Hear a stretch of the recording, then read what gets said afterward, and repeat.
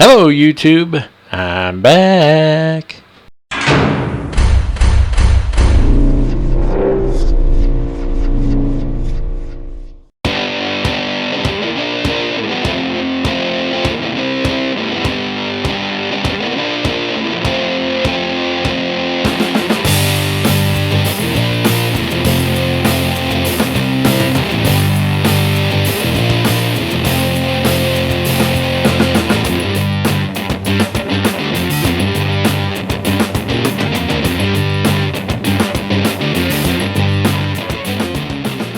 Captain Mac here, coming at you after what is probably the longest break in the history of YouTube channel creators. Maybe not, but I'm going to pretend it is. It's been a little over 2 years since I've made a video. In fact, it's been quite a bit over 2 years since I made a video, and there's a lot of reasons for that, and some of you are fully aware of what those reasons are, and some of you are probably like, what the heck happened to this guy? I'm not going to go into detail. Those who need to know certainly do know. That's all that really matters in that instance. But I am back, and I'm going to start making videos again regularly. Hopefully start some live streams again in the not too distant future, and so on and so forth. But I got to tell you, I just want to start out by saying thank you to all of my subscribers. I'm just touched. I really am. In fact, my subscriber count went up during the time that I haven't been making videos, which was pretty surprising to me. And there's a lot of you who have been subscribers to this channel for a long time, and you stuck around even not knowing, you know, whether or not I'd be coming back or when I'd be coming back or anything like that. You stuck it out and stayed with the channel, and the support and the encouragement has just been fantastic. There's still things being said in the comments section. A lot of you have gone into the comments section and said some very encouraging things, and really just encouraged me to come back when I'm able to and start making videos again. And so I want to start out by thanking all of you who make this channel possible, because the channel just doesn't exist without the subscribers and the viewers. And so, you know, I owe all of that to you guys, and I really thank you for that support and that encouragement that you've given me, especially those of you who've been able to get in touch with me and have taken the time to personally encourage me and support me, you know, and so on. With that, I would also like to send out a few very special thank yous here, starting with the staff over at Mac Air. For those of you who don't know, me and a friend of mine started our own virtual airline called Mac Air, or Millennium Aviation Company, quite a while back. And then obviously I had to step away from that, just as I had to step away from making videos. And so, you know, the members of Mac Air really stepped in, and they took control of that virtual airline, and they've kept it going. And so I just want to go through these guys here, the staff members here, and just thank them personally, starting with the COO, Joe. And I'm just going to use their first names. I won't use any last names. I don't think that would be appropriate, certainly not without their permission, because this is a little surprise for them. So I hope you guys are watching. I really appreciate everything that you guys have done, not just for the airline, but for me personally. Joe, the COO, has been in contact with me personally many times over the last couple of years, been very encouraging and helpful, and he's taking control of that airline along with the rest of the staff, and I really appreciate that.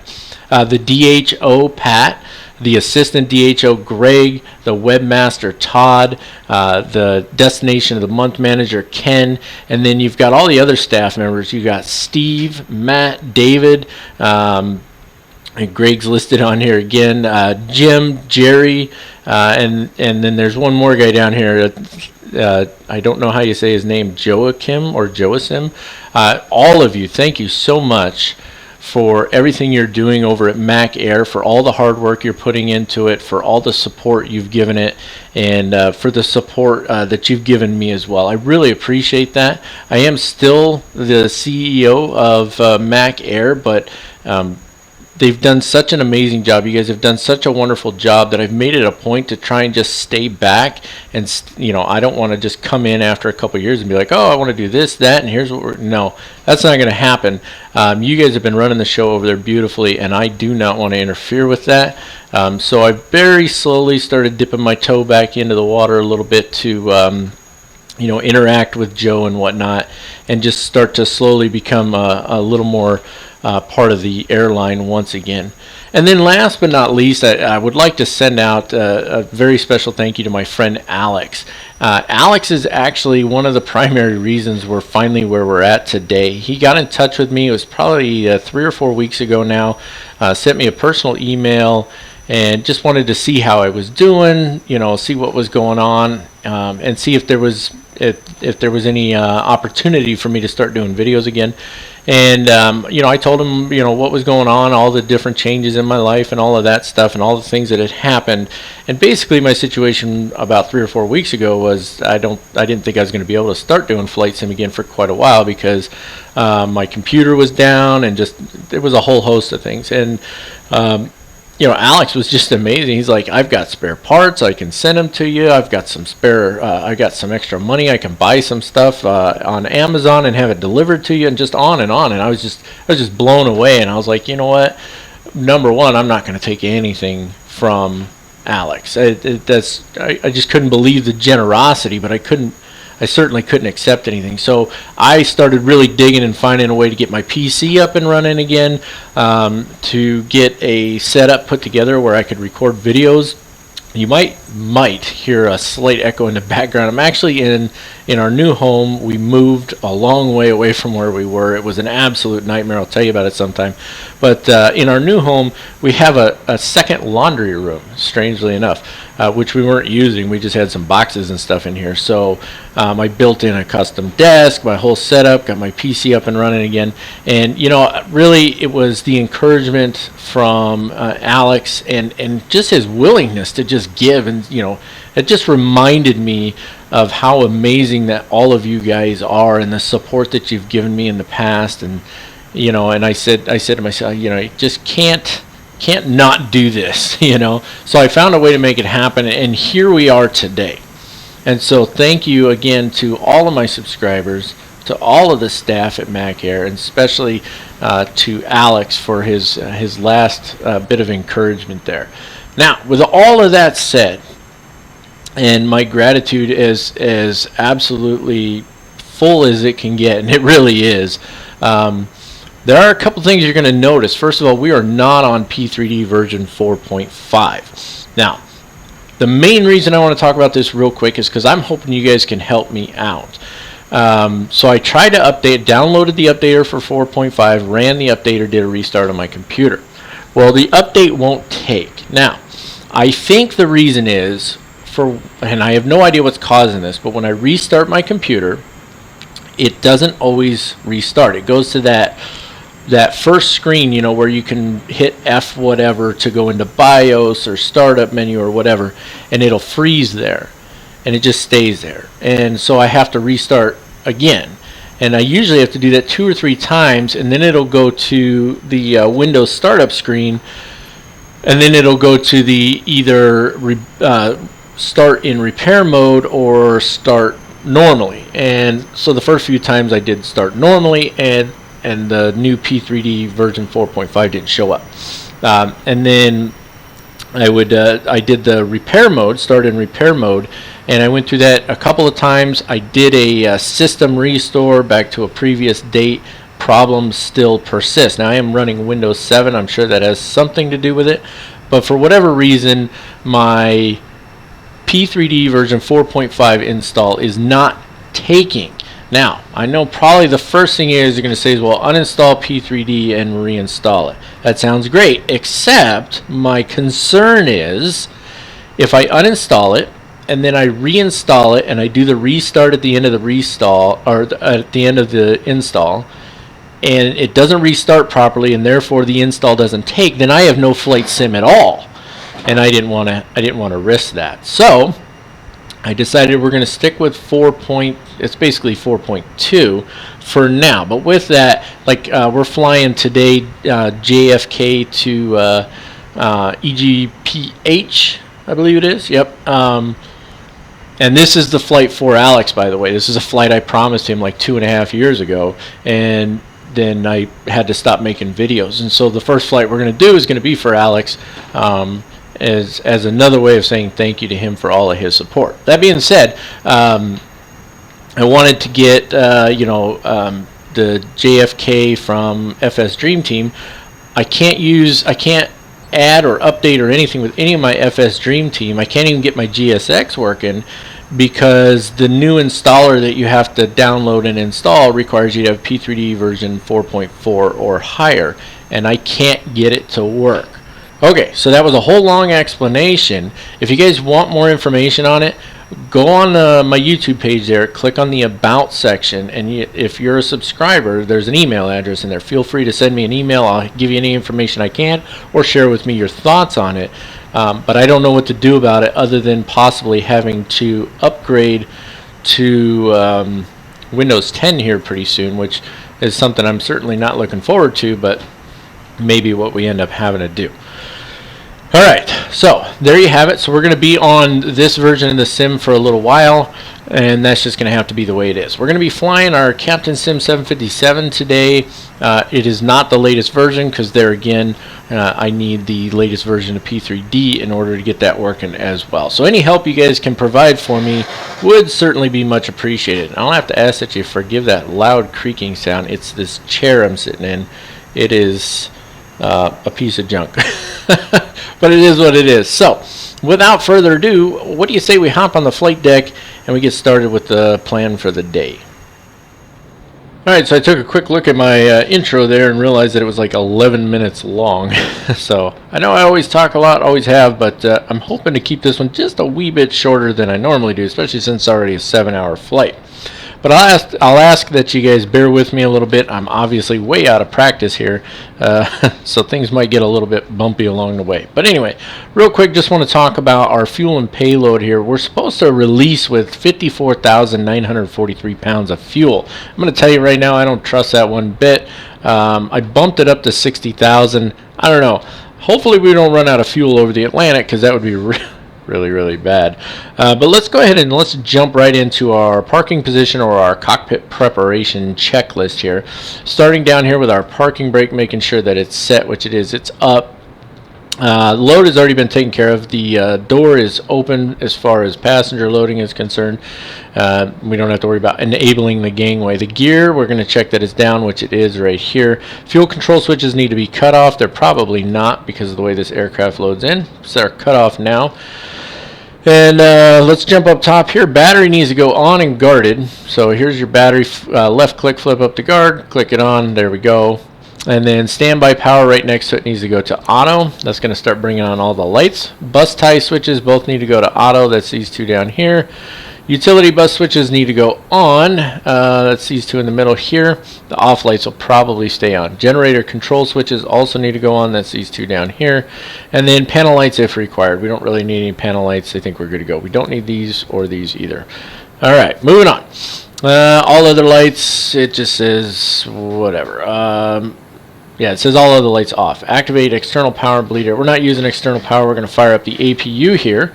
So APU, we go to start and then on. So we right click it once, right click it again, and it starts. Now, if we hop down here, we should be able to see it spinning up. If we get onto the right page here, wrong one, that one, there we go. I'll pop that up for you. You can see the APU engine or exhaust gas temperature. That's what EGT stands for. I haven't forgotten everything. Is spinning up there. So we'll give that just a minute to finish spinning up. Put that back on our engines page, and let's see here. Position lights need to be on with the APU, which they are. That's these guys right here. And then we're going to go to our IRS alignment. So giving it just a second here with that on DC light coming off, that means our APU is spun up. So to take care of the IRS switches, they're already in the off position. We're just going to click them to nav. So that's right click twice. And then when the align lights illuminate, we can go down and take care of the FMC portion. We want to make sure that this guy is on PPOS, which I believe is present position, and the system display knob is IRU, left, center, or right. That's this one right here.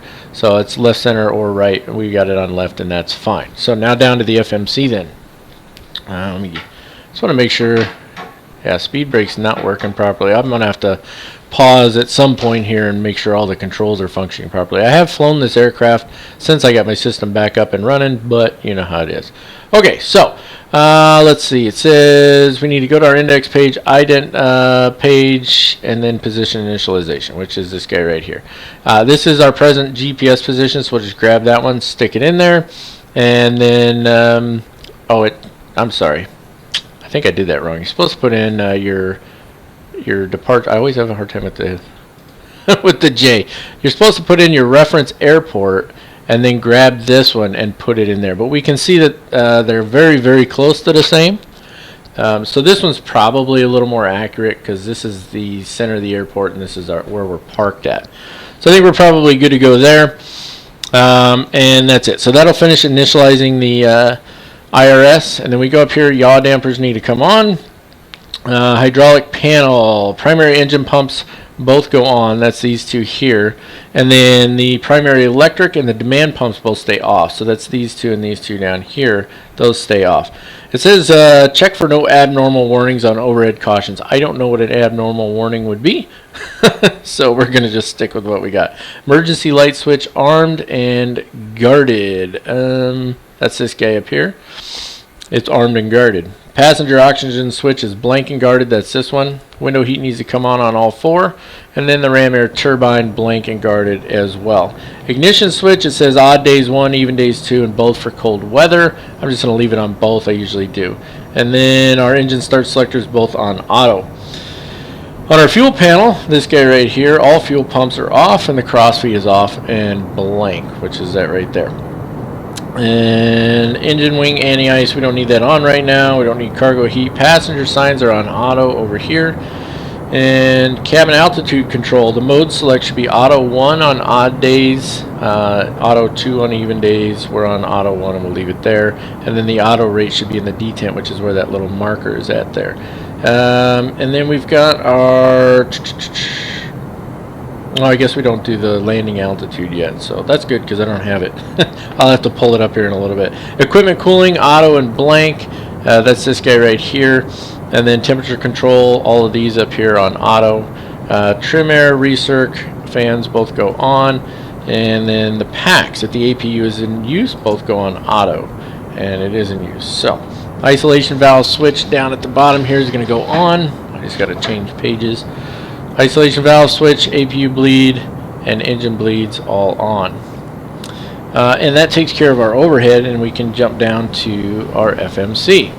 Alright, so I did this twice because I thought maybe I had it wrong. It still says set IRS position, but I reset the IRS system and put the new position in there. This one, I put this one in there, but for some reason it's showing this one here.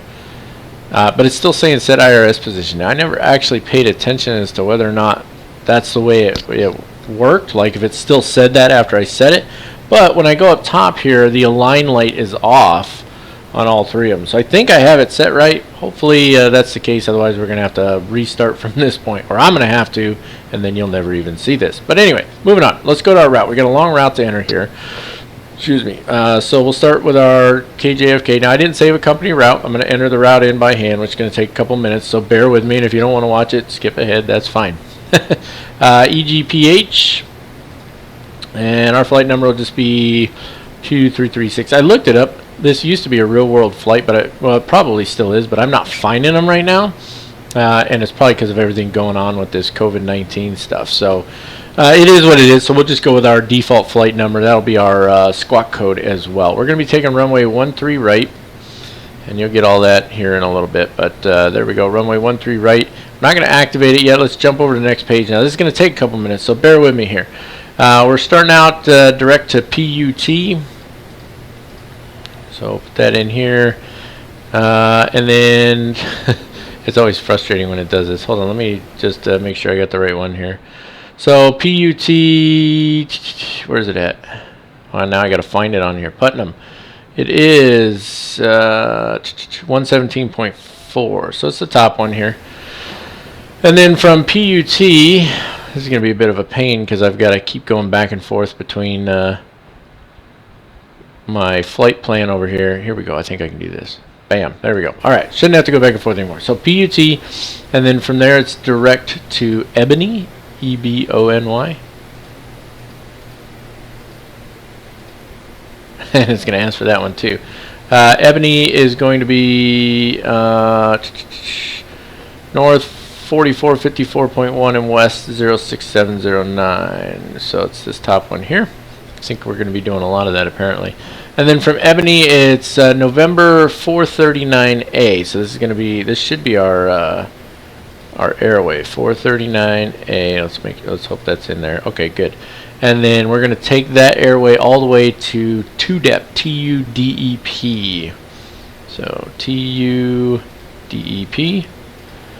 And then any waypoints that are in between Ebony and TUDEP on that airway will automatically be in our legs page, which is kind of nice. And then from there it's direct to, now at this point we're going to be crossing over the Atlantic. So we're, if I remember correctly, I believe I've done this in the past. We're going to put in here 52. This is going to look a little weird. 52 N050W. So 52 north, 050 west is what it is. And that should be a waypoint. And it's not in database.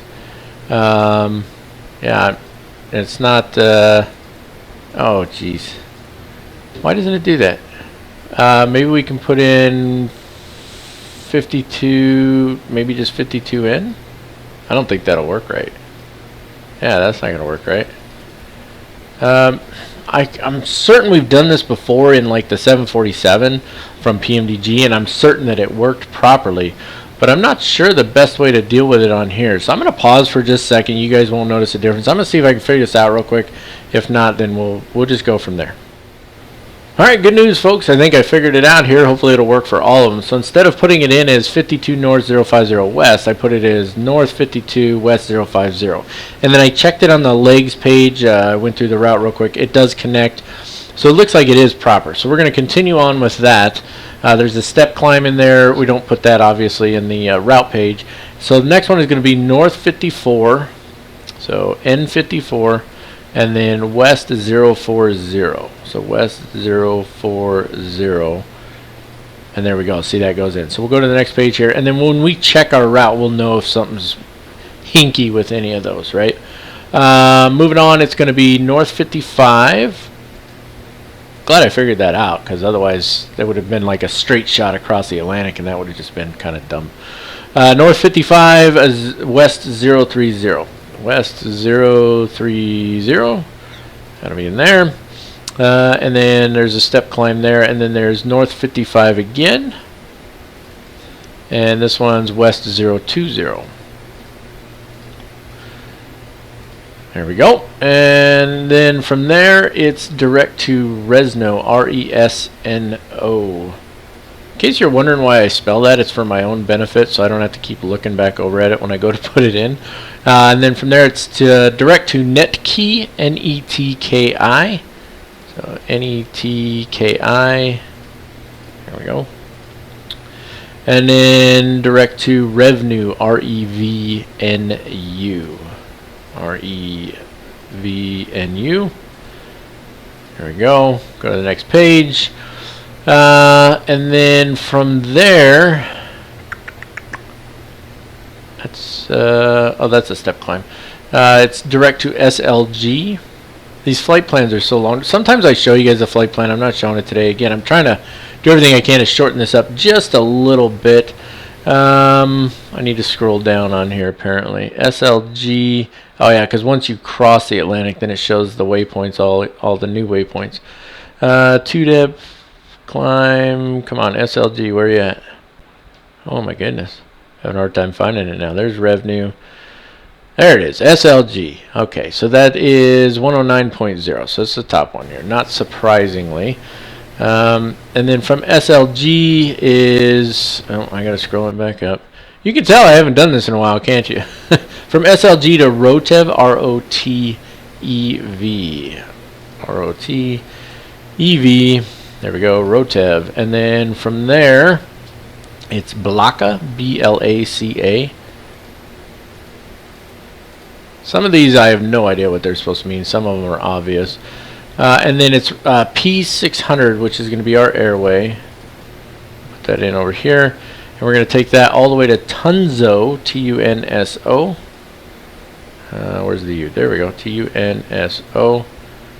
There we go. And then that, from there, that will put us on our arrival. There's that squeaky chair again. So let's activate that, execute, and let's take a look before we go to performance initialization. I want to go to the legs page, and let me see. Let's see if we can just pull this up from here. There we go. There's that guy. We're going to step through. Let's take the range out just a little bit. Maybe. There we go. Alright.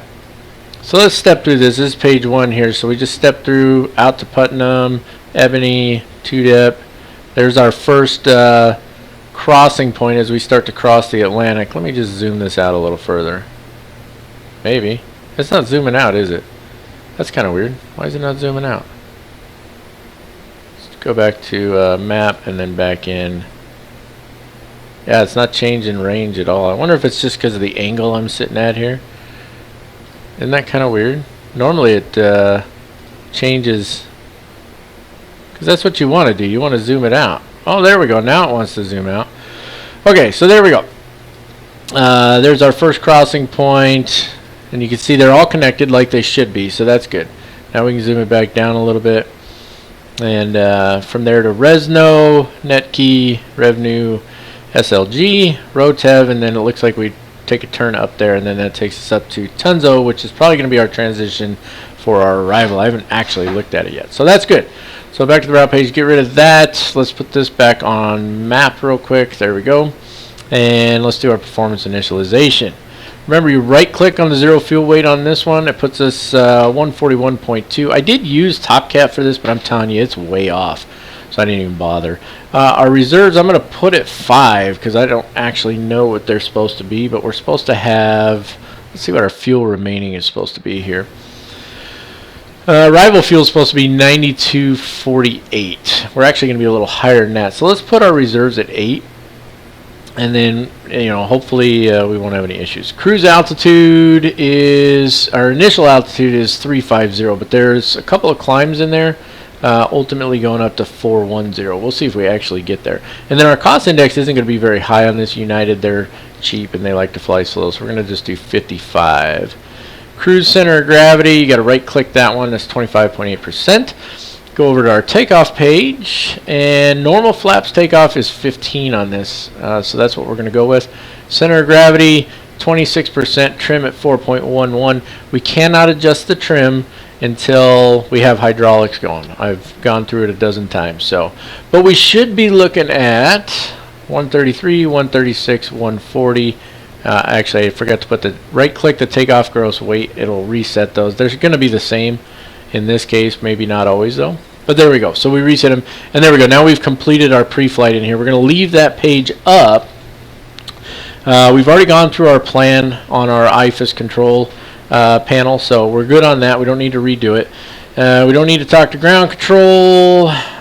We've got our IFR clearance as far as I'm concerned, and we do need to come down here and do our squawk code. That's going to be this guy here. You guys know I'm going to do it the same as I always do. 2336.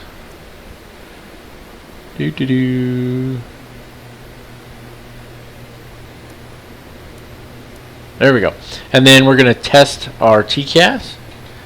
And it'll go through that test right now. You should hear it say test is okay here in a minute. TCAS test pass. BAMSIS. Alright, moving on. Altimeter. I'm just going to hit Bravo to set it for now. That way I don't have to pull up another screen again because the sound goes out and all that. But I do have active sky weather running over here. So altimeter is set. We need to have the flight directors come on. So flight director 1 and 2 both coming on. And then let's see, auto throttle's off. V2 needs to be put in the autopilot. So we do V2 plus 5, if I remember correctly. Some people say it's plus 10. On here, it just says enter the V2 speed. I'm going to do V2 plus 5. So we're going to do 145 in our speed here.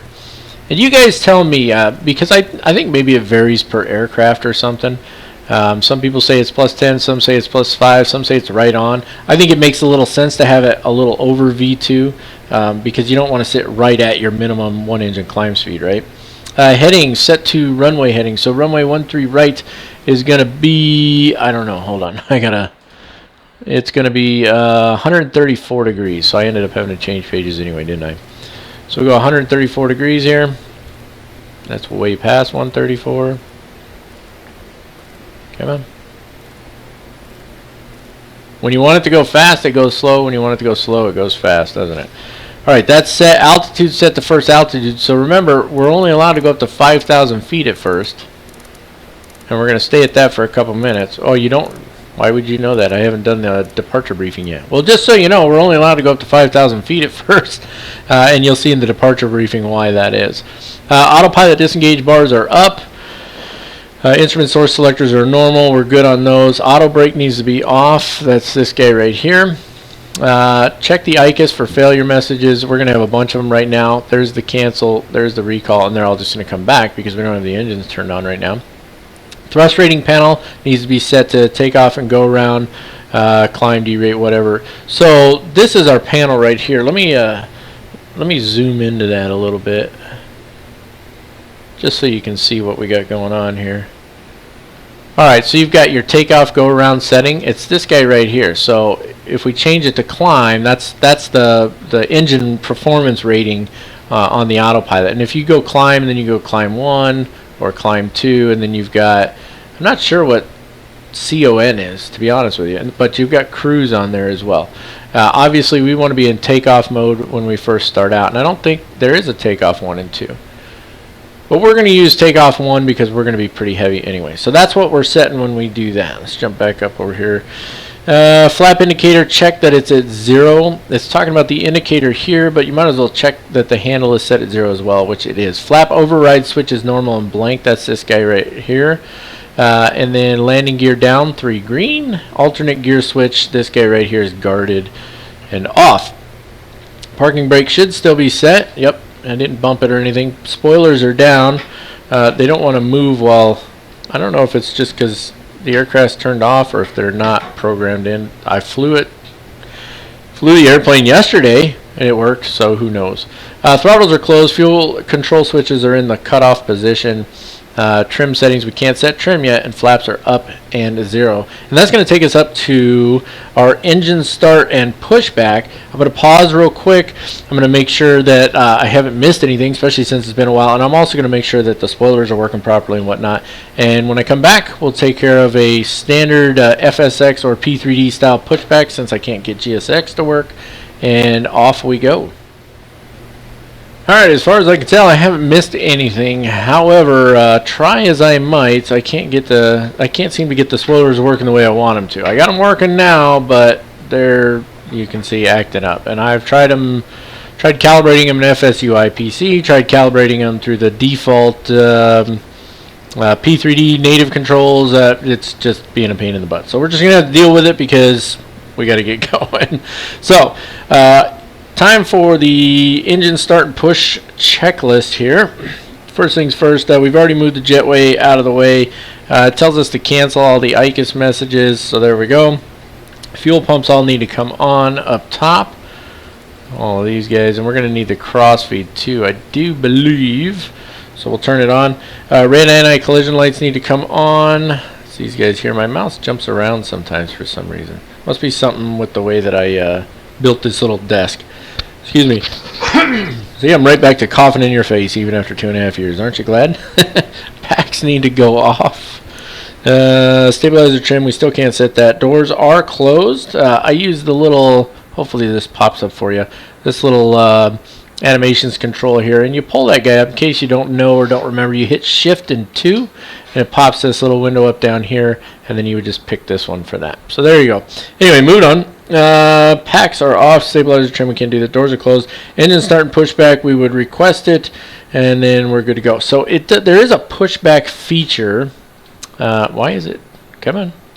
Is it frozen? Oh, I'm hitting the wrong button. That's why. Don't mind me. There is a pushback feature in here, if I remember correctly. Go to menu, and then options, actions. And so we can request a pushback. Now we do need to push back with our tail to the left. So let's request pushback, and I think we go this one, left. I don't know. We'll find out. Hopefully that works properly. Okay, so we're pushing back now so we can go ahead and roll into our engine start. Let's see. So we always start with engine number 2. We're going to move the start selector to ground. We're going to wait till the N2, which is on this guy down here, reaches 18%, and then we'll bring in the fuel. Pretty straightforward, right? So come up here. You can't really see it very well from that angle, can you? So engine start switch number 2. We're going to left click to ground. Come back down here so we can see. Well, we got the pushback the right direction anyway. And I'll pop it up for just a sec here. So we're waiting for this to get to 18%. I won't pop it up on the next one. But once it hits 18, bring in the fuel. You can see the pressure's coming up. N2 keeps coming up. And there's the fuel flow, and then we're good to go. So the engine's firing up now. Start selector switch will turn itself off. They didn't do too bad on that pushback, did they? Let's go ahead and stop the pushback here. This is fine. So stop. Alright, and then put the parking brake on. Pull that up there. And we can clear those messages off again for now. And let it finish stabilizing engine number 2 there. You hear that chair creaking like crazy. I need a new chair. Looks like the engine's stabilized. Start switch has already gone back to auto, so now we can go engine number 1. Left click to ground. Waiting for the N2 to get up to 18%. And then we'll bring in the fuel. Pretty straightforward, right? You guys got this. Easy days. There's 16, 17. I know you can't see that as well on a video. There you go. There's 18% right there. Bringing it in. And let's let that spin up for just a second here. We're going to be making sure once that one's up and running, let me just let it stabilize a little, and we'll jump up to the overhead here. Yeah, it's going to just keep doing that until we get everything ready to go. Now, I found this checklist is really not that complete. I had to write things in here, but that's all right. That's good, though.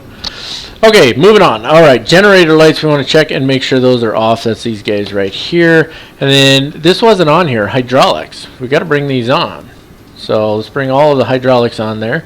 And then APU bleed and isolation both need to go off. That's those two there. And then the APU can go off as well. I almost turned the standby power off. APU goes off there.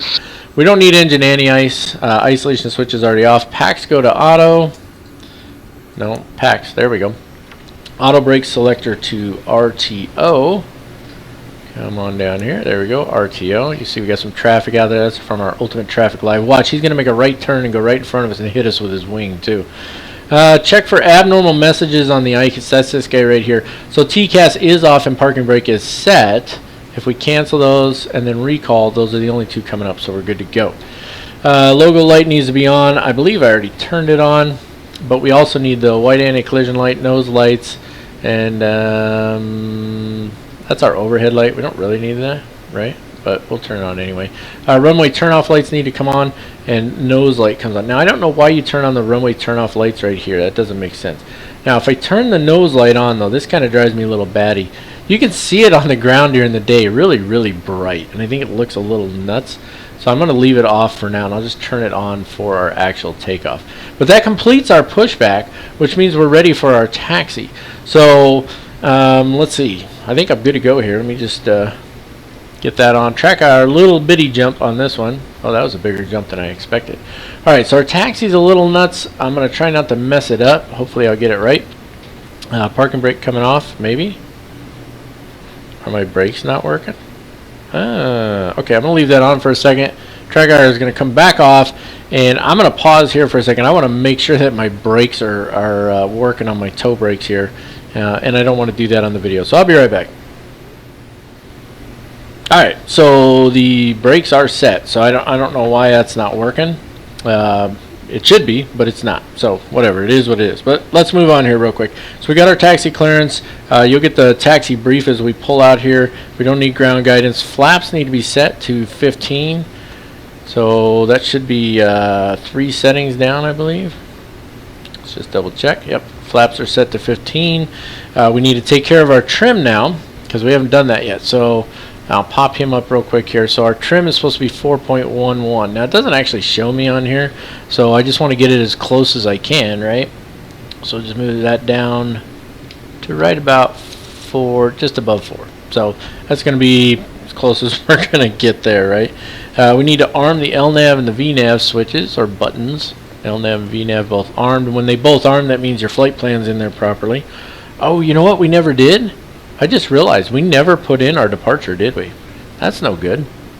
Let me double check over here. Our departure is going to be the Merit 6. So, not sure why I just forgot it, that's all. So departure arrival. We're going to be taking runway 13 right, so we'll select that one, and then we're going to look for the Merit 6, that one right there, and then no transition. So we'll execute that, and then I know, and you'll see it on the brief, that it's going to be vectors. So I don't know why it does that JFK twice, but there we go. So JFK is actually going to be the VOR. We're probably not going to fly directly to that, and I'll show you why. Because when you look on here, we're already pretty much on top of it. So it's supposed to be vectors, but I don't think I can put in vectors on here. I've never actually tried that. Let's just try real quick since I have the opportunity. So let's just type in vectors and see if we can put that in there. Yeah, not in database. Maybe VEC? No, that's going to end up being a VOR. Yeah. There's probably a way to do it. I just don't know what it is, so I apologize for that, but it's not the end of the world, right? So we're going to just be flying our vectors out when we first take off, and you'll see why. You'll see on the departure briefing, so I'll just leave it at that. Okay, and then last thing we want to do is our flight control check. And when we pull up the same page that we pulled up the APU indicator on, I guess is the right word, that you can see here we've got nothing. Is my yoke not working? Like, everything's not working all of a sudden. Well, the rudder's working. Okay, so we're going to pause here for a second, and I'm going to fix the stupid yoke. Well, I literally flew this plane yesterday, and everything was working, and all of a sudden it's not. Welcome to the world of flight sims, right? Okay, real quick, you can see it right down here. I've got the yoke working now, so you got full left, you got full right, and then you've got neutral all the way up, all the way down, and neutral, and then the rudder full left and full right and neutral. Okay, so we got our flight control check complete. That was fun. I don't know why things aren't working properly, but that's how it usually goes. Okay, moving on. We don't need to do a handoff. Let's see, white anti-collision lights need to be on, wing lights need to be on. Those guys should all be on already. Anyway, we did those, right? Yep, all of these lights need to be on up here. Transponder, that's going to actually be right before takeoff. So when we get down by the runway, we'll put the transponder on to TARA, and then onto the runway we go. Okay, so all of that fun stuff. Big jump probably. There we go. That wasn't too bad. Now let's see if I can actually taxi out without running into anything. Squeak from the chair. There we go. Oh, this chair is just garbage. I need a new chair bad. Okay, since hitting my toe brakes doesn't get rid of the parking brake for some reason. Are you serious? Does nothing get rid of it? Well, now I hit my toe brakes and the parking brake went off. That makes perfect sense. Alright, enough moving around, probably making you sick. Alright, here we go. I think I got this right. I'm going to pull up my taxi chart over here just in case. There we go. And, yeah, should be a good time. Okay, we're going to pull away here, and you're going to get a taxi brief and a departure briefing. And then I'll see you guys at the end of the runway. Alright, a quick look at our taxi brief here. We are down off the end of one of these terminals. I can't tell because the default scenery sucks, but we're just going to have to deal with it. But we are going to be taking, looks like, what is this, November Charlie on to November, I guess this is. Hard to actually tell. We're going to come down here either way, and then we'll hang a right over here, and all the way down to the end, obviously, and then runway 13 right for our departure. ATIS for departure is 128.725, Kennedy clearance on 135.05, ground on 121.9er, and then for us, we're going to be on 123.9er for the tower. I think that's really the gist of it, especially with our default airport. Alright, we're going to be taking the Merit 6 departure today. There's a whole host of departures on this same chart here. We got the Betty 6, Grecki 6, and so on. But Merit 6 is for us today, and I had to look at this thing probably for 10 minutes to figure it out, but that's just because I'm out of practice, I suppose. But We're going to be taking runway 13 right today. That's going to be this guy right here. 13 right is a straight out climb, and it tells us down here for our initial climb, just climb on assigned heading. But when we come down here for our actual routing on Merit 6, it says we're going to climb via radar vectors. That means wherever the tower or departure control tells us to go until we get to Merit. That's right here. And maintain 5,000 feet. Then it tells us to expect clearance to our filed altitude or flight level 10 minutes after departure. Now we're not going to fly at 5,000 feet for 10 minutes. We're going to do it for a couple minutes, and then we're going to assume that we have clearance to our cruise altitude, and then we'll go on from there. So pretty straightforward once you get it figured out, but had to look at it for a few minutes because, like I said, I'm out of practice.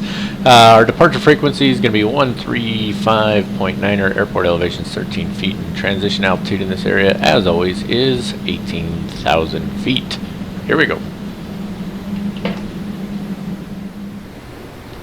Alright, here we are then, home short of runway 13 right, and let's see what we got left here. Wing lights are already on. We do need to get the transponder on.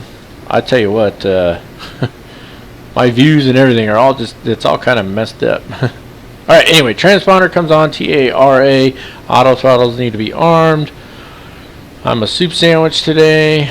There we go, auto throttle's armed. And that means we're ready for takeoff. Now we've got traffic on, and we've got it turned on here, so you can see all the traffic. And it looks like there's quite a bit inbound to this runway. You got one about to land, you got two, or no, he's taking off. You got two right on top of each other. Typical, let's see if we can see them over here. Typical AI traffic, right? It just, it's just hilarious to me. Except when they get in my way, then it's obnoxious. There they are, right there. So which one's going to go around, you think? The one in the front or the one behind? Tell me in the comments which one you picked.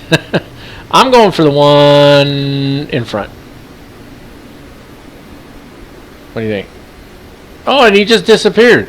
I guess nobody wins that one then. All right, good times. Now I'm averaging I'm averaging about 30 frames a second, but it's still choppy for some reason, which I find a little bit ridiculous, but whatever. Anyway, okay, we're all set to go here. Flaps are set, trim is set, everything's set. We're set. We're good. All right, track hour coming on, little jump, big jump, whatever. All right, and away we go. Let's get out on the runway. We gotta wait for him to clear off. He'll probably take forever. I don't see anybody else coming as we come out on the runway. Sorry for all the movement there. Let's get these lights on real quick. There we go. All right, and onto the runway we go. We should have plenty of runway. We're going to be in takeoff mode. Ooh. Just takes forever to get going, but once you get those throttles up, it goes, doesn't it? Alright, let's get her lined up here. Swing it on in there. Haven't done this in a little while. Well, I have. I just haven't done it in a video. If that makes any sense. Does it make a difference if you do it in a video? It shouldn't, right? Alright, just double checking our checklist here. Everything is good to go, so let's just go ahead and continue lining up, and we'll just roll right into our takeoff here. Maybe. Come on, baby. There we go. Now she's starting to go. Bring throttles up just a little bit. There is no toga button on this one. At least I'm pretty sure there's not. If there is, I haven't found it, and I missed it during the instructions, so away we go. Full throttle. Alright, and we're rolling. Looking good. Moving a little left there is 80 knots. Try and keep her back towards the center here a little bit. Coming up on rotate. There we go. Up, up, and away. Positive rate of climb. Gear coming up. And then we want to roll these throttles back just a little bit. There we go. And you can see our flight director wants us to make that immediate hard left turn. We're not going to do that based on our, what do you call it? Come on, brain function. Based on our departure briefing there, we're going to hold our heading. We're going to climb to 5,000 feet. And then we'll be good to go from there. Let's go ahead and bring up one of those flap settings there. It is super choppy for being, I mean, come on, 30 frames a second, guys. I'm going to hand fly just a little bit longer here. There's our outer marker. Ooh, it's a little windy, huh? You can almost see the wind pushing us off to the side there. Trying to get that nose up. Come on. Bring in a little trim there. There we go. Now we're looking good. Now we're flying, huh, boys and girls? Track hour going off here. Alright, so for simplicity, let's go ahead and throw the 4,300 feet per minute. That is a fast rate of climb. Autopilot on. We're going to hold our heading of 134 degrees basically until we get to 5,000 feet. We're on VNAV, so it shouldn't go beyond that. And then we're going to have to manually, well, not manually per se, but we're going to have to use the heading bug here. Look at that, wind went nuts, 25 knots all of a sudden. We'll use the heading bug to turn us to an intercept course, but what I do want to do, pop this guy up here, so because we basically are, well, it already did it for us, because we were on top of JFK, right? So next is going to be Merritt. That'll be our next waypoint. So here we're coming up 5,000 feet here. Let her level off for a minute. Let's go ahead and let's get the gear turned off there, and let's take a look at our after takeoff checklist real fast.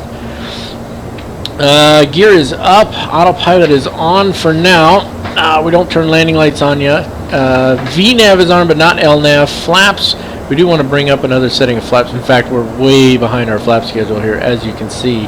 And let's go to speed hold as well. Like, why is it going? Look at how fast it's going. Holy cow!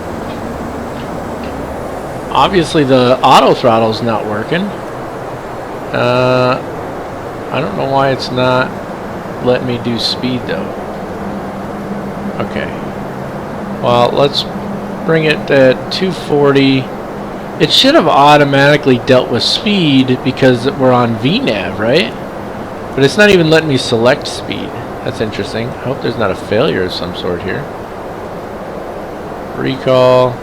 Nothing. Auto throttle arm, speed. Yeah, it doesn't want to do it. Wow. Okay, well, let's let that speed come down a little bit. Let's finish getting the flaps up. Boy, that's just an absolute train wreck right there, isn't it? Awesome job. Okay, landing gear lever is off. Obviously, we're airborne. So let's start our turn here. We're going to have to watch our speed because it's not being controlled by the autopilot for some reason. Oop, that went way too far. Let's just take it to 360. Okay. And our initial altitude was, what was it? 350, guys. Initial reference VNAV is what I'm looking for. 350. So let's take this up to 350. Speed's down around 200. Let's bring some throttle in for now, just until we get this working properly. Come on, 350. And there we go. And VNAV, hit it twice. Okay, so now VNAV speed is on, which it should have been in the first place. So not really sure what the deal is there. Let's select our heading, get her to start turning there. Oh, she's gonna climb like a maniac. Doop doop doo. Made a real mess of this departure, didn't I? Nothing new there. I make a mess of most of them. I'm just out of practice of making a mess of things. Alright, so once we get above 10,000 feet, the landing lights are going to come off. Engine wing anti-ice. You guys have probably heard me rant about this before. If it's less than 10 degrees Celsius, true air temperature, you're supposed to turn the anti-ice on. So I'm sure it will be here in a little bit, so we'll probably end up turning it on. Right now we're just waiting for our turn to come around here. So that we are on an intercept course to our first waypoint, which is Merritt, right? So coming around here to 00 degrees or 360, whatever you want to call it. Zoom out a little bit. That is going to put us on an intercept course. So let's just see if the LNAV will grab. It will. So now we're on LNAV. We're not on heading hold anymore. Not quite above 10,000 feet yet. We should be there shortly. We don't have any traffic in the area. Let's go ahead and bring our, zoom that out a little bit. Yeah, the traffic's all behind us, taking off on the runways back there. Overall, not too bad. For having not done it in a long time, I'd say that's not too bad for our first video. Like I said, I've flown a little bit the last few days, but Anyway, just double checking. Looks like our checklist is complete, and other than turning off these landing lights, let's do that real quick, even though we're not quite at 10,000 feet. Landing lights coming off, and that means, ladies and gentlemen, you guessed it, it is time for that always obligatory elevator music.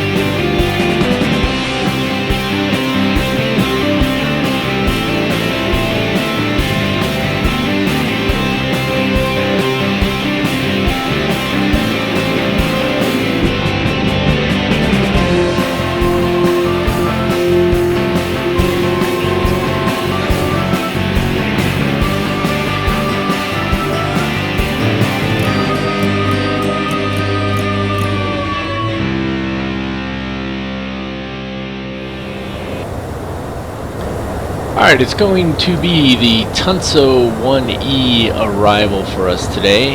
ATIS is going to be on 131.355 and our airport elevation is 136 feet. Now, this is going to be interesting as far as the arrival and approach goes. I've never flown it before. In fact, I think I've never flown into this airport before, even when just flying on my own, so that should be interesting. But we're going to be coming in, transitioning out here at Tunso. We have to be at flight level 170 when we get to Tunso, and I've gone ahead and made sure that that's set into the FMC already. And then when we get down here to Tartan, we have to be at flight level 70 or 7,000 feet. So again, I've made sure that that's set into the FMC. Now, as far as our arrival goes, we're coming in out here at Tunso and then direct to TLA. And at that point, we're pretty much on the approach already. The approach is kind of, it's a DME arc approach. It's going to bring us out around here and then circle in for runway 24. And when we get to the approach brief, you'll see how that's set up. It's kind of, if you've never flown it before, it looks pretty crazy. I've never flown it before, so it looks a little crazy to me, but it should be interesting, and hopefully we won't have any issues flying it today. But other than that, as far as the arrival goes, it's pretty straightforward. We just want to make sure that we hit those altitude restrictions without any issues. Alrighty folks, we're going to get ready to take care of our descent and approach checklist. I'm not sure why it's called descent and approach since we have a final approach checklist, but that's what it's called on here. Anyway, normally you do this anywhere from 20 to 50 nautical miles prior to top of descent. We are substantially further out than that. We're well over 150 nautical miles out. But due to some time constraints, other things I got going on, other priorities that I have to address, including eating, just so you know, I'm going to go ahead and take care of this checklist now, and then anything that needs to be readjusted right prior to top of descent, I'll just go ahead and do that. So let's take a look at this checklist real quick. First thing we want to do is grab our airport weather information and all the other airport information we need, like altitude, all that stuff. So our weather right now is projected to be, because we're a little over an hour out, it's projected to be the wind 220 at 7 knots with a dew point of -3 and a temperature of 13 degrees Celsius. So all about what I'm expecting to see anyway, which is going to set us up nicely for our approach. the next thing you're going to do is you go down to your FMC here. Now, I've already done this, but I'm going to show it to you real quick anyway. You click on your departure and arrival. It should bring up the EGPH arrivals page. You'll select your arrival, which for us is going to be the Tunso 1E, and then you select your approach. And then you go to your legs page, make sure everything lines up properly and all that stuff. I've done all that.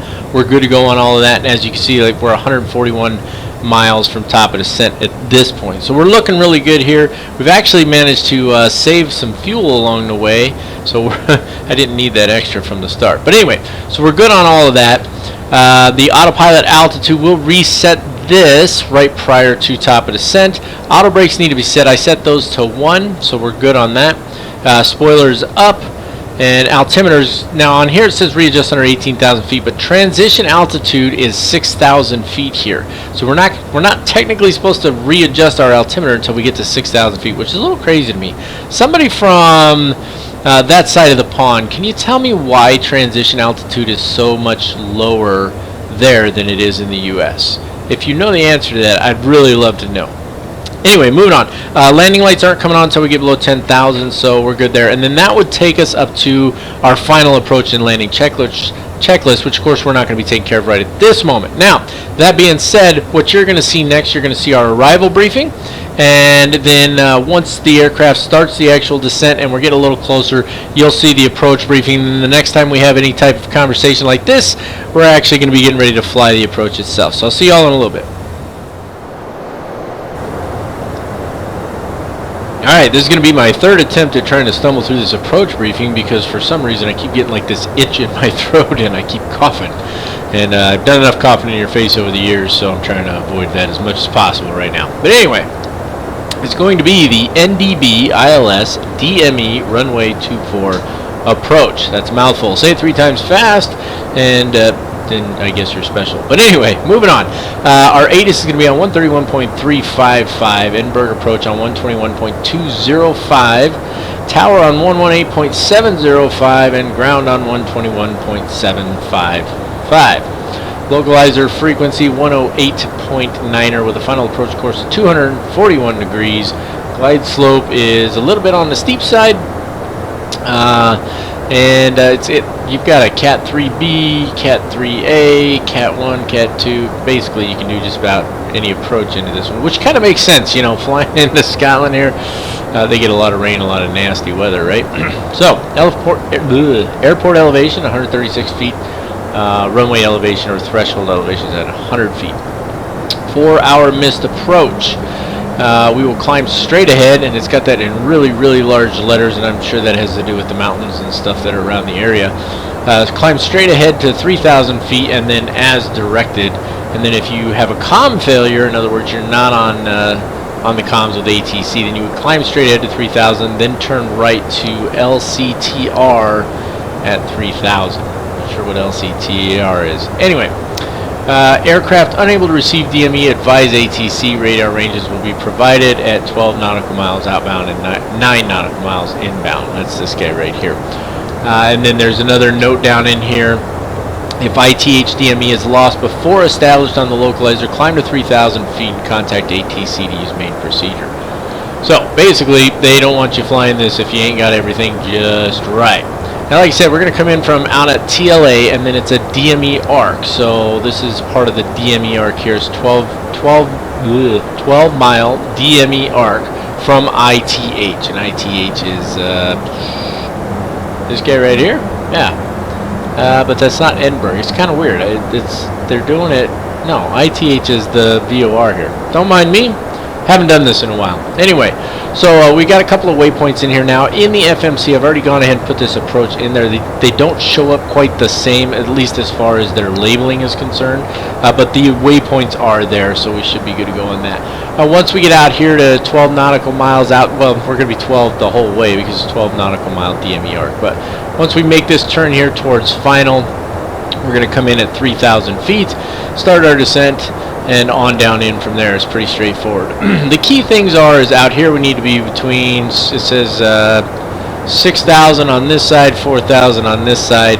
We've got our altitudes programmed into the FMC, and we're going to go ahead and trust in those on this one, but I'll be keeping an eye out as well. What else?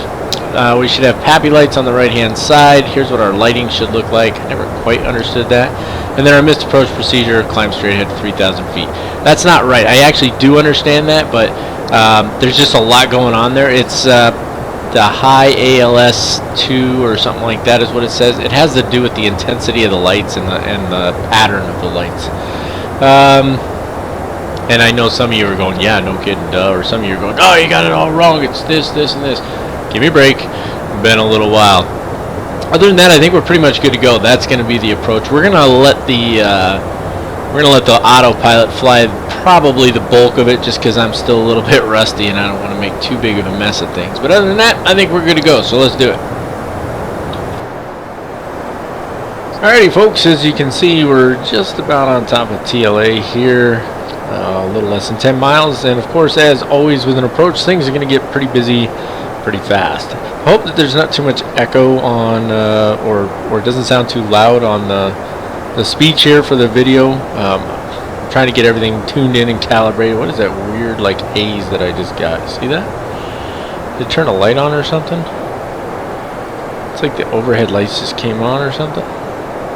I guess it's just the cloudiness outside made it cloudy inside or something. But anyway, alright, so coming up on TLA here, we need to slow down. I'm going to throw a little bit of drag out there.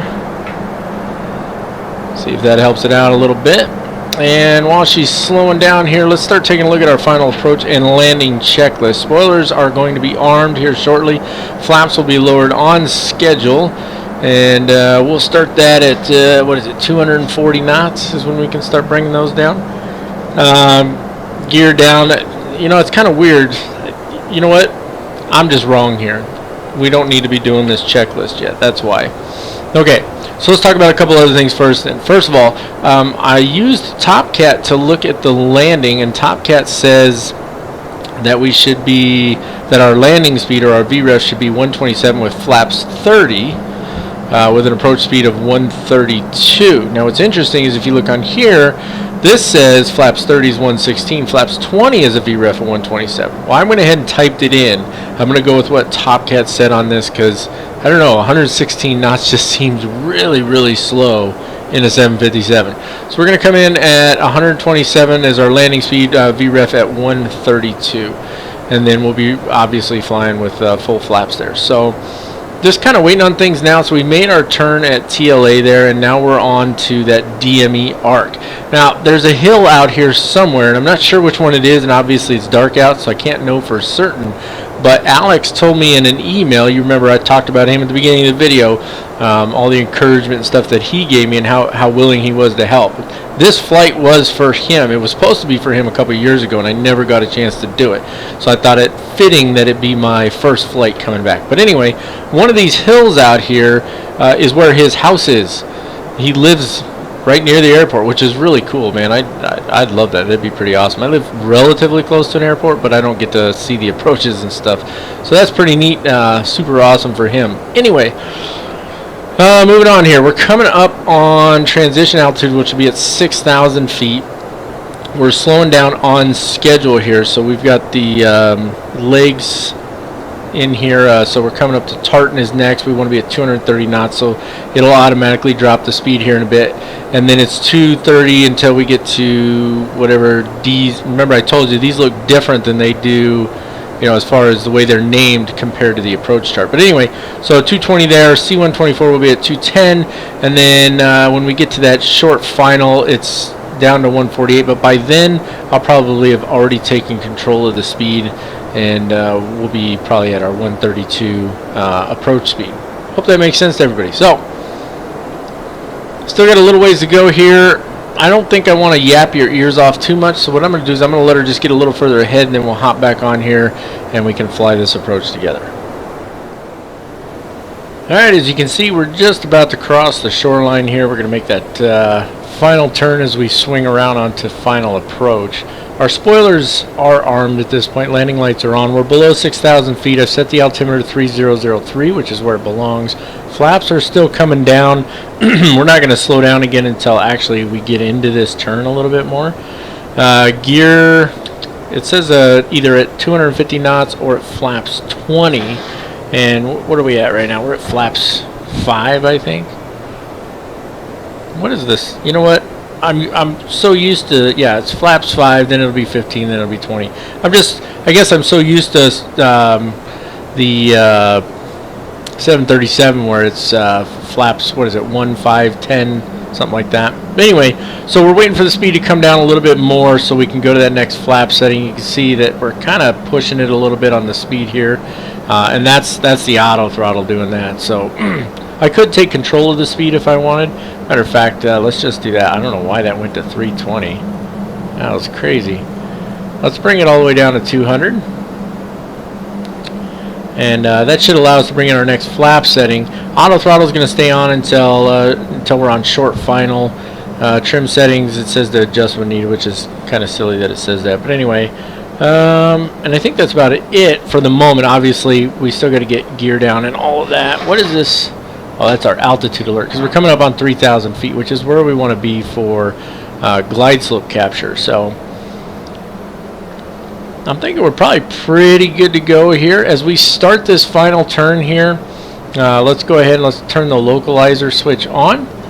And it looks like it captured it already. Yeah, captured localizer already. So we hit the approach switch right away, and we're just waiting to see the GS or glide slope is in white. Alright, so we're just waiting for it to capture that glide slope. And if we pop this guy up, and I'm popping him up so you can see him a little bit better, but we're obviously below the glide slope right now, and that makes sense. So let's go ahead and bring that speed down a little bit more. Let's bring it down to 180, and let's bring in another setting of flaps here.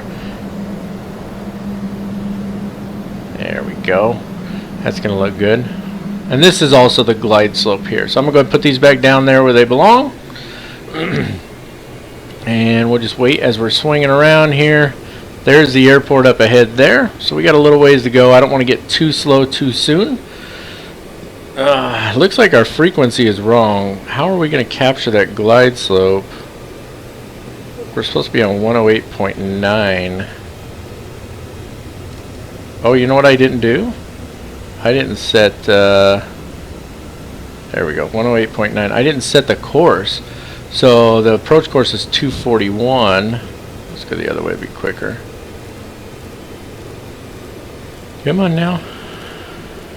So yeah, I'm behind the curve on a lot of things because I just haven't done this in a while. So 241, there we go. Like I said, I've done a few flights, but nothing major, right? So we've captured the glide slope at this point. Our speed's at 180. We're looking pretty good. We're going to wait just a little bit longer. I'm really not quite ready to throw the landing gear out yet. We're still a little ways out. What we can do, let's change this to... that's VOR. I'm looking for ILS. No, that's ILS full. I want ILS expanded. There we go. So that's the ILS now. So if I pop this up, you can see that this is our lateral navigation and then our vertical navigation as far as the ILS goes. And then you can zoom that out a little bit as well. Doesn't do much though. You can't see anything else, so I guess that's pointless. Anyway, there we have it. There's 2,200 feet. Let's go ahead and throw that landing gear out now. Bring the speed down to 150. Let's bring it down to 155. Go ahead and throw out flaps 20.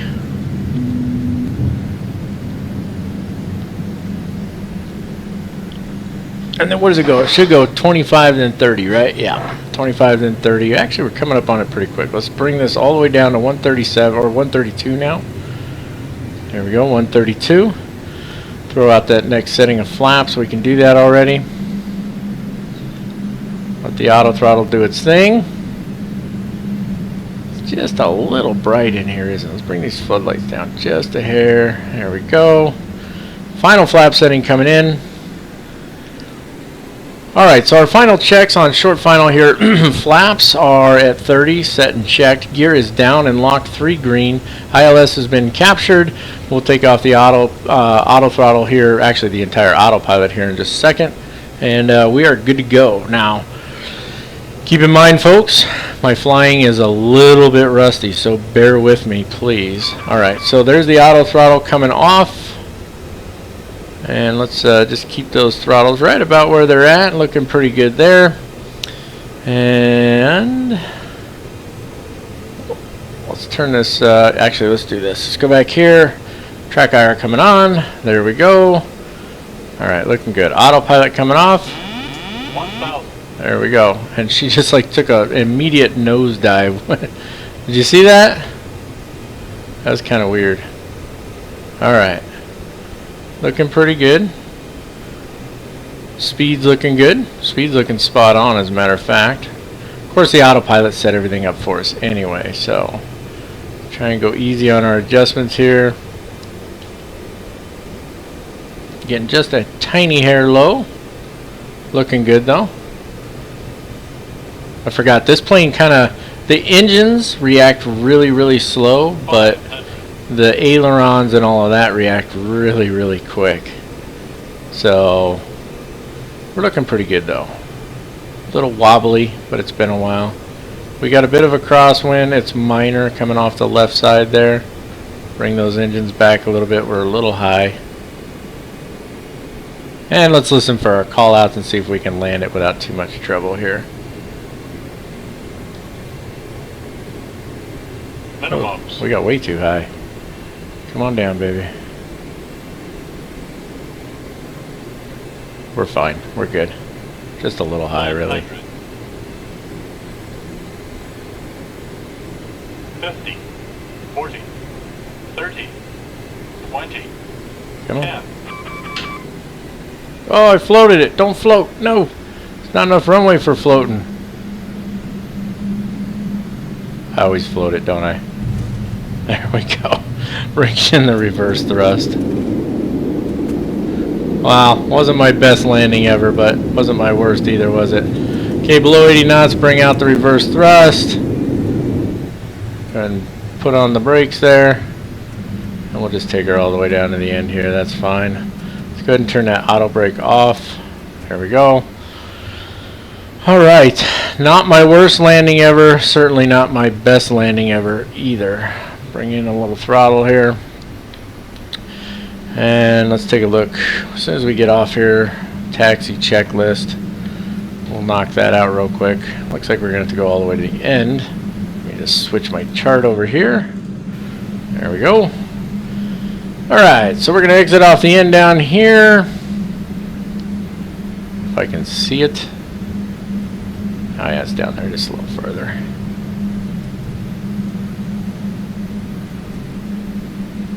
Alright, very rusty, but not too horrible.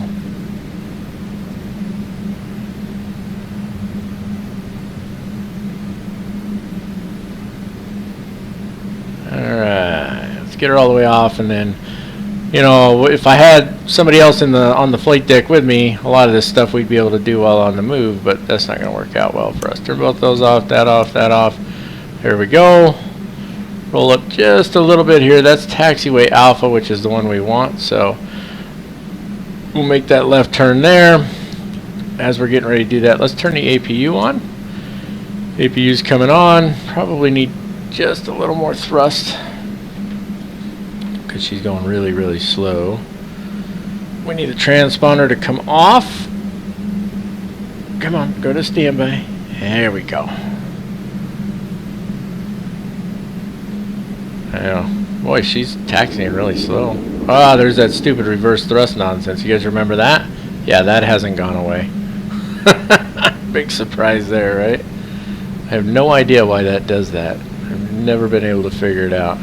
But for some reason, for those of you who don't know, every once in a while my number 2 engine, doesn't matter if it's a 2 or a 4 engine aircraft, the number 2 engine will do that right there. See, it went into reverse thrust on its own when I tried to push it forward. Really strange. I've actually had it do it in the air too. But it doesn't seem to do it when I bring it backwards. Really strange. Okay, let's see what we got here.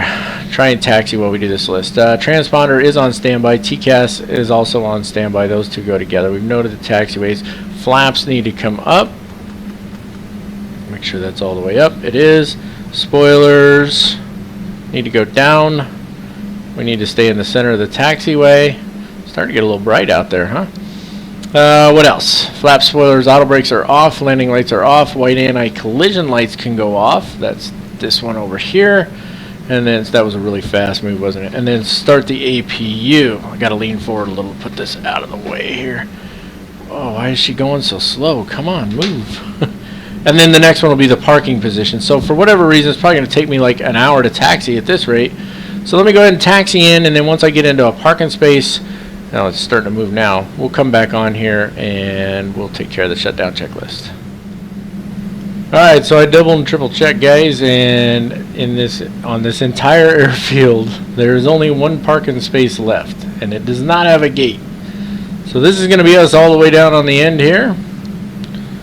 See if I can make the turn without messing it up here.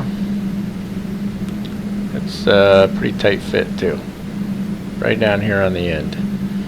I can just barely make out the yellow line. I'm sure you cannot see it, but that's alright. So let's see if we can get her lined up here. And it's going to be probably right about there. I know you can't see it. I can't see it right now either, but that's alright. That's going to work for us. We're going to go with that. So track IR coming off a little jump here. There we go. Jump done. Alright, let's go ahead and get that parking brake on. And let's go ahead and shut off both engines. APU is already on at this point. Alright. And they're going to put the wheel chocks in. And we don't have, there's no air stairs as far as I know. So we're kind of up a creek on that one. But it is what it is. That's fine. I'm not too worried about it. Okay, so we don't need to contact ATC. Engine anti-ice is probably not off at this point, is it? No, I should have turned it off a while ago. That's my bad. Let's see. Isolation switch needs to be on. I got a little fan blowing my checklist all over the place. Verify that the APU generator is on, which it is right there. External power, we're not running that. APU, it says APU off at this point. I don't know. Oh, that's only if you run external power. We're going to leave the APU on, obviously. Fuel control switches are already cut off. Red anti-collision lights, those can go off. I turned off the wrong ones over here, didn't I? Oh, I didn't turn off the nose gear when I pulled in either. I'm really bad about doing that. Seatbelt signs, all that good stuff, those can go off. There we go. Primary electric pumps off. That is these two here, right? No. These are the primary electrics here. There we go. Primary engine pumps stay on. That's these two. Fuel pump switches off. I think that's probably supposed to be all four of these electric pumps, and then these two stay on. All the fuel pumps go off. There we go. What else we got here? Doors are already open. There is no gangway to enable. Engine bleed switches can both go off. 1 and 2. Recirc fan goes off. Trim air goes off. Engine wing anti-ice is already off. Window heat can go off. Emergency lights off and disarm. So left click and then right click to turn it off. Yaw dampers can go off. There we go. IRS selectors go off. Click them twice. Left click them twice. That turns off all the IRS selectors. Generator control switches off, which is these two. 1 and 2. If still on APU, no external power, then you turn the APU off. And then external lights off all. And bus tie switches off, blah, blah, blah. Okay, so APU is going to come off. All the external lights can go off at this point, including the logo lights. And then the bus tie switches go off. And then the standby power goes off. And the battery goes off. And that is as cold and dark as it gets. And you can probably barely see that aircraft out there right now. It is dark. But that's gonna do it, ladies and gentlemen, for our first flight back after more than 2 years. One more time, I just want to say thank you so much to Alex, to all the folks over at Mac Air, and to every one of you who has been so supportive and just fantastic. You guys have been encouraging and supportive all the way through. I really appreciate every one of you. I make these videos for you guys. I really hope you enjoy this one. If you do and you haven't already, go ahead and hit the subscribe button. And listen, I want to do something a little different as we're starting back up here. Do me a favor, hit the like button if you like the video, because I don't want to do a bunch of videos that nobody really likes. And you know, some of my videos that had the most views only have a few likes on them, Not really sure why that is. So if you like the video, please hit the like button, and that lets me know that this is some content that you enjoy. And you know, you don't have to hit the dislike button. Just if there's not a lot of, I mean, you can if you want, I guess. But if there's not a lot of likes on a video, then I will know that, hey, that's probably not the content that people are looking for. I can't please everybody, obviously, but I want to do the best I can to get content out there that you guys really want to see. So please hit the like button, hit the subscribe button. I know some of you are on the notification squad still, so hopefully you got in there first, got that first comment. Other than that, I appreciate everything. What was it I used to say? Oh yeah, until next time, keep the blue side up. Unless you're doing aerobatics. Take care, guys.